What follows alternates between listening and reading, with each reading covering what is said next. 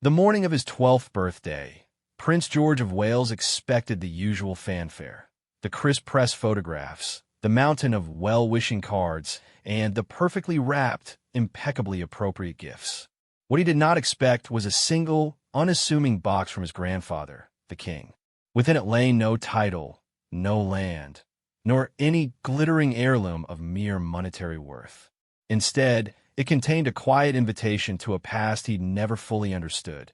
A gesture so profoundly personal it would blur the lines between a monarch and a grandfather, and leave the future king for the first time in his young public life, utterly and authentically emotional.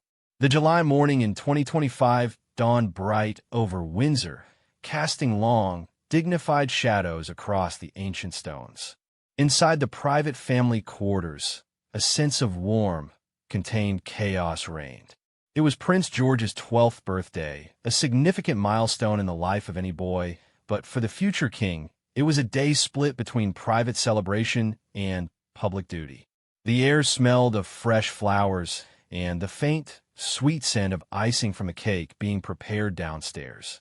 George, already tall for his age and growing into a quiet, observant young man, stood patiently as his mother, the Princess of Wales, adjusted his collar. His father, Prince William, looked on with a fond, slightly amused smile. "Just a photo call with the cards, and then it's all ours for the afternoon," Catherine said, her voice soothing. "Grandfather will be joining us for tea." George nodded, a flicker of anticipation in his eyes. The public part was routine now. The walk to the table laden with thousands of birthday cards sent from across the globe, the polite thank yous, the wave. It was the private family gathering he looked forward to. The gifts from his parents and siblings would be fun, perhaps new football kit, or something for his growing interest in aviation. From his grandfather, the king, he expected something traditional, perhaps a finely bound history book or a piece of antique stationery. The king was kind, but his gifts often carried the weight of their shared destiny, a subtle nod to the future. The morning proceeded as scripted. George, flanked by his proud parents, acknowledged the staggering volume of public affection with a shy grace that endeared him to the watching world. He was growing more poised, the cameras noted, his smile easier. Back in the privacy of their rooms, the atmosphere relaxed. Laughter echoed as his younger sister, Charlotte, and brother, Louis, presented their handmade cards and carefully chosen presents. The pile of wrapped gifts grew, colorful and tempting. When King Charles III arrived, the room shifted slightly, not with tension, but with a respectful warmth. He carried himself with the bearing of a monarch, yet his eyes crinkled at the corners as he embraced his grandson. "Happy birthday, George," he said, his voice familiar and warm. After the usual pleasantries, the king presented a gift. It was not the large, imposing box one might expect. It was rectangular, modest, wrapped in plain, elegant paper, and tied with a simple ribbon. It stood in quiet contrast to the brighter packages. "Something a little different this year," the king said, his tone holding a note of uncharacteristic softness. "Open this one last, will you?" Intrigued, George placed it to the side, continuing with the other presents. There were whoops of joy at a new video game, genuine delight over a signed jersey from his favorite footballer, and appreciation for the thoughtful books and clothes. Throughout, his eyes kept drifting back to the plain package from his grandfather. Finally, the last of the colorful wrapping paper was cleared away, and only the king's gift remained. The family fell into a curious silence. George carefully untied the ribbon and peeled back the paper. Inside was a wooden box, its lid inlaid with a simple, worn crest. It looked old, not antique in a museum sense, but personally aged, touched by many hands. He lifted the lid. There was no jewel, no gold, no document. Nestled on a bed of faded velvet were two objects. The first was a small, leather-bound notebook, its cover softened with age. The second was an ordinary, slightly chipped ceramic mug.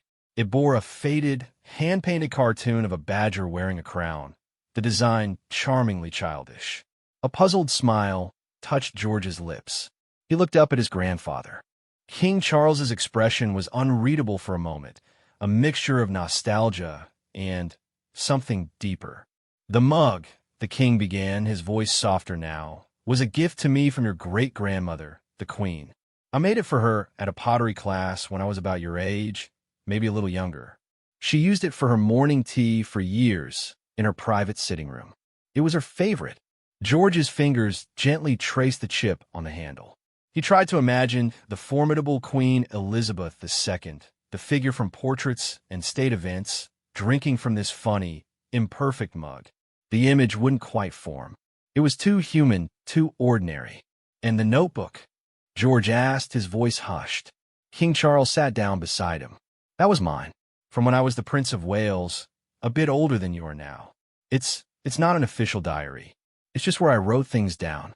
Thoughts I couldn't say out loud, sketches of trees I liked, worries about school, moments of feeling overwhelmed by what was to come." He paused, meeting his grandson's gaze. "It's not a blueprint, George. It's just proof that you're not the first to walk this path, or to feel its weight." George lifted the notebook, but didn't open it. The weight of it in his hand felt immense, not physical, but historical, emotional. This was not a lesson in kingship from a textbook. This was a direct line to a boy who became a king, a grandfather who had once been a grandson burdened by expectation. The room was utterly still. Catherine had a hand over her heart, her eyes shining. William watched his son with a profound understanding, remembering his own moments of initiation. In that quiet moment, surrounded by the joyful debris of his birthday, Prince George felt a surge of emotion so sudden and powerful it tightened his throat and stung his eyes. It wasn't sadness. It was a complex wave of connection, of being truly seen, of the immense, lonely path ahead suddenly, feeling less lonely. A single, traitorous tear escaped, tracing a path down his cheek before he could blink it away. He quickly wiped it, a blush rising on his cheeks, but the moment had been witnessed. The meaningful gift had found its mark. The king simply placed a hand on his grandson's shoulder, a silent communication passing between them that needed no words. The birthday had truly begun. The afternoon sunlight slanted through the windows of King Charles's private study at Windsor, a room that smelled of old books, polished wood, and beeswax. The formal birthday tea was over, the cake eaten, and George's younger siblings had been whisked away for their evening routines. An unspoken agreement had settled between the king and his eldest grandson. The gift had been given and received, but its story had only just begun to unfold. "Fancy a proper look?" the king asked, gesturing to the wooden box, now sitting on a table between two comfortable armchairs. George nodded, the notebook and mug once again in his hands. This time, he opened the leather cover of the notebook. The handwriting that greeted him was surprisingly boyish, not the formal, flowing script of state documents, but the earnest, sometimes messy scrawl of a teenager. The first entry was dated decades ago. "Rain all day at Balmoral. Walked with Grandpa along the river. He talked about the salmon, not about duty for once. It was easy." George read the words silently, then aloud, his voice tentative. King Charles smiled, a distant look in his eyes. "My grandfather, King George VI. He had a quiet way of making you feel steadied. He understood the pressure of a role you never quite expected to have." He pointed to the mug. "Your great-grandmother, she had that same quality in private. In public, she was the queen. In her private rooms, with that silly mug, she was Granny. The two people existed in one. It's a difficult thing to balance, but it is essential." For the next hour, the walls of the study seemed to dissolve. King Charles, usually so measured in his speech, began to share stories George had never heard. He spoke not as a monarch delivering a history lesson, but as a man recalling his own youth. He talked of the loneliness of boarding school, of being teased for his ears, of the crushing boredom of some official events, and the unexpected joy found in others. "I used to hide in the palace libraries," the king confessed, a chuckle in his voice. "I'd find the oldest maps I could and pretend I was an explorer charting unknown lands. It was an escape. Everyone needs an escape, George. Even kings in waiting. George listened, rapt. He saw his grandfather in a new light. No longer just a figure in uniform on a balcony or the serious man in meetings, but a boy who had felt awkward, a young man who had yearned for a simpler life, a prince who had carved out pockets of genuine passion for the environment and architecture against the tide of protocol. The king, then, turned the pages of the notebook to later entries. The handwriting had matured, but the themes were startlingly familiar. There were worries about doing the right thing, frustrations with the press, moments of doubt about whether he was making any difference at all. One entry, written on the eve of his own 21st birthday, read, "Tomorrow, the speeches, the promises. They expect a future king. I just feel like myself, wanting to get it right and terrified of failing everyone." George's breath caught. He had felt that exact swirl of emotions just this morning, facing the cameras. He looked at his grandfather. "Did you ever get used to it?" "No," the king said honestly. "You don't get used to it. You grow into it. You build a toolkit. This," he tapped the notebook, "was part of mine.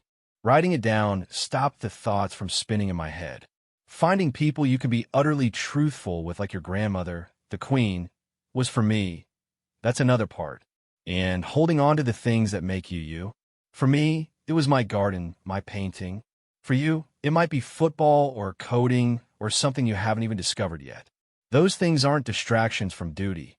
They're what make the duty bearable."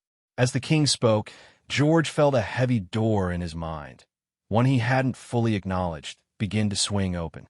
The future had always been a vast, imposing castle he was destined to inhabit. Now his grandfather was showing him the small, personal rooms within it, the secret passages, the windows that offered a view of the outside world. The path hadn't changed, but it felt less like a forced march and more like a journey others had taken before him, leaving notes and markers for him to find. The emotional weight of the morning's tear returned, but now it was mixed with a profound sense of relief. He was not a solitary figure on a plinth. He was the latest link in a chain, and the links were made of real people with real fears and hopes. The chipped badger mug was not just a relic. It was a symbol that even the most iconic figures cherished, simple, human tokens of love.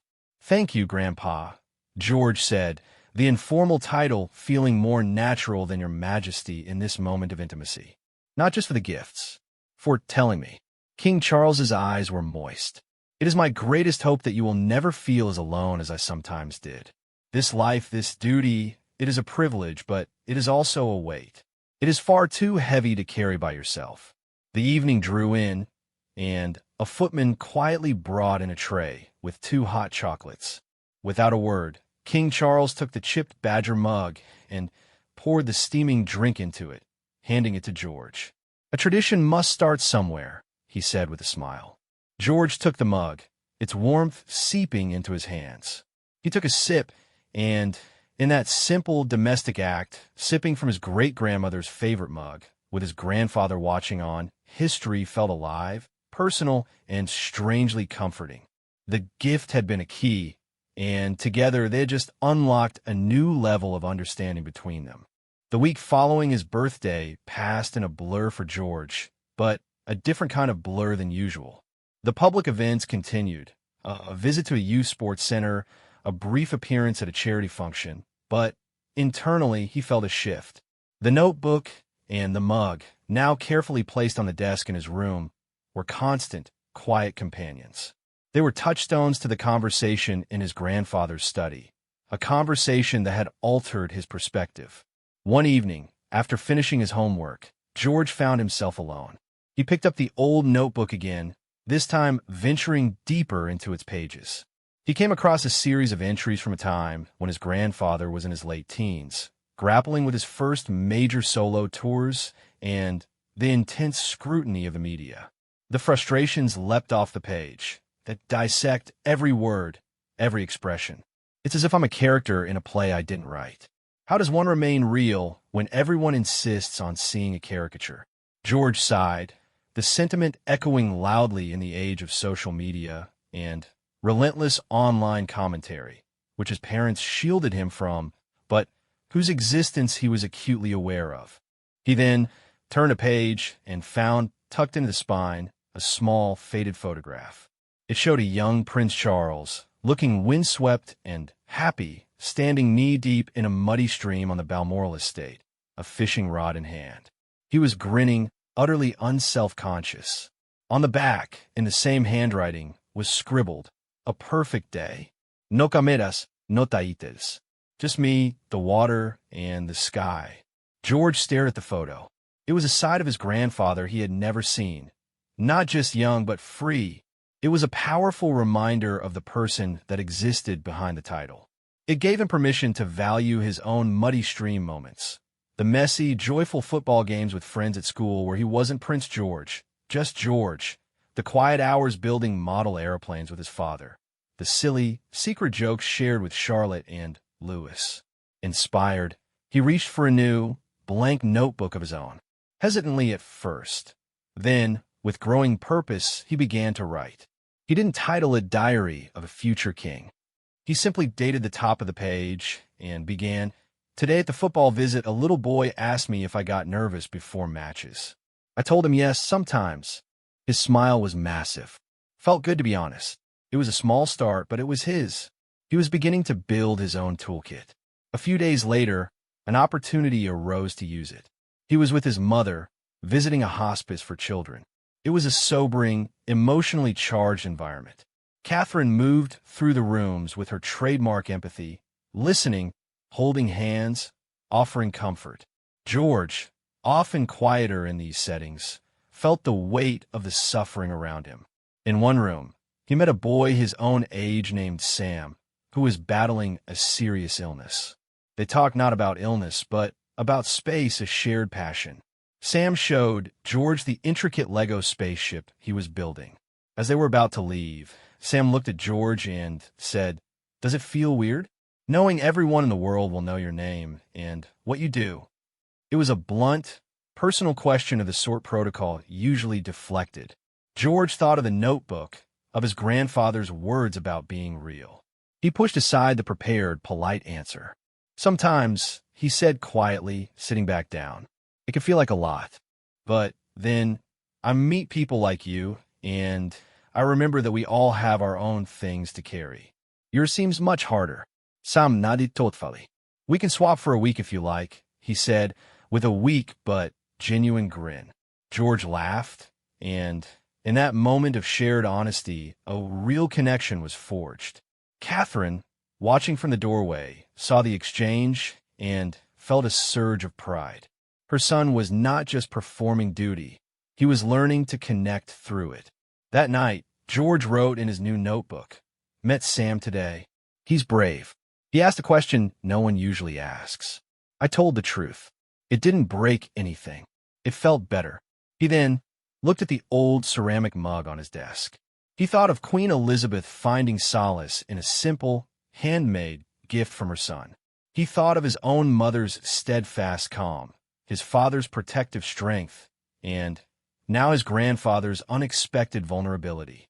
He was surrounded not by flawless icons, but by people who had chosen, day after day, to serve with humanity. The weight of his future still felt immense, but his shoulders felt broader, as if strengthened by the invisible support of generations. The gifts were no longer just objects, they were becoming active guides. The mug was a reminder to cherish the small, personal joys that keep you grounded. The notebook was proof that doubts and fears were not weaknesses to be hidden, but universal experiences to be acknowledged and managed. Prince George was beginning the long, lifelong process of integration, learning how to weave the boy named George with the future King George. And he was doing it not alone, but with the quiet, powerful mentorship of a grandfather who had finally found the perfect way to say, "I understand." The summer holidays at Balmoral always offered a different rhythm, a slower, earthier pace far from the spotlight of London. For George, that summer held a new depth. The Highland air, smelling of pine and damp heather, felt like the setting of the stories his grandfather had shared from the old notebook. He found himself seeking out the places mentioned, The particular bend in the River Dee, where his great-great-grandfather King George VI had fished, the hidden copse of ancient oaks his grandfather had drawn in a sketch. One misty morning, King Charles suggested a walk, just the two of them.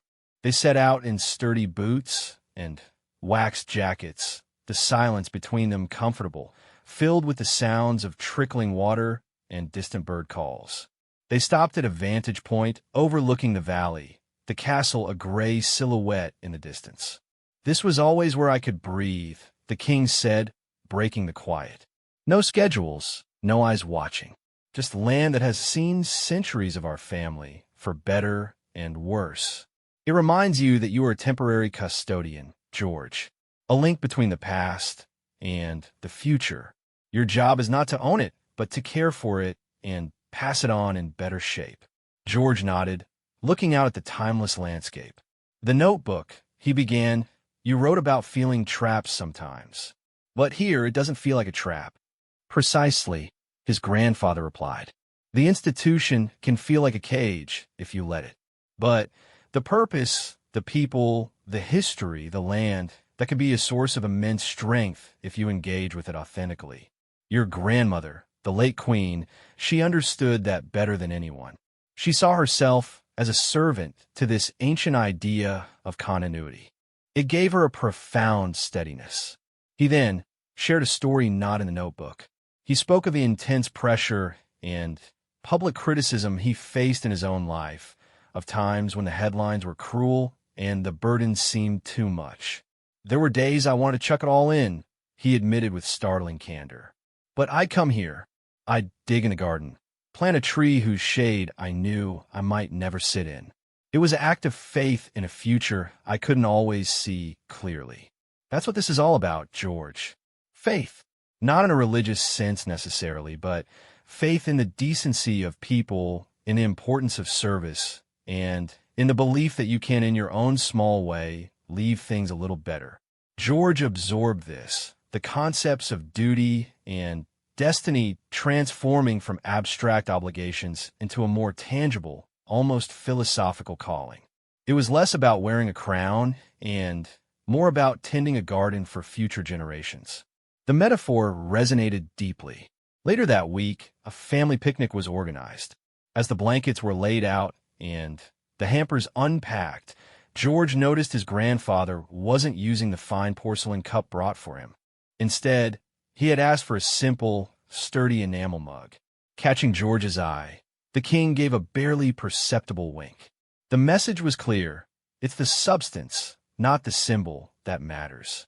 The memory of the chipped badger mug flashed in George's mind, and he smiled. As the holiday drew to a close, George felt a sense of readiness he hadn't possessed before. The emotional impact of the birthday gift had settled into a quiet, firm foundation. He had cried from the sheer relief of being understood. He had listened to stories that transformed ancestors from portraits into people. He had started his own private dialogue with his future self through his writings. And he had seen the philosophy of service lived out, not as a rigid performance, but as a deeply held belief in continuity and care. On their last evening, he went to his grandfather's study. "I wanted to give you something," George said, feeling uncharacteristically nervous. He handed the king a small, flat package. King Charles opened it to find a framed pencil sketch. It was a detailed, careful drawing of the old ceramic badger mug, sitting beside the worn leather notebook, with a faint, impressionistic outline of Balmoral's hills in the background. George had been secretly working on it for weeks. "It's remarkable, George," the king said, his voice thick with emotion. "Truly, you've captured more than the objects. I wanted to show you what they mean," George said simply. "They're a bridge between you and me, between then and now." King Charles looked from the drawing to his grandson's earnest face. In that moment, he saw not just a boy growing up, but a future king beginning to find his own language of leadership, one that blended tradition with a personal artistic touch. The gift had come full circle, sparking a connection that would now sustain them both.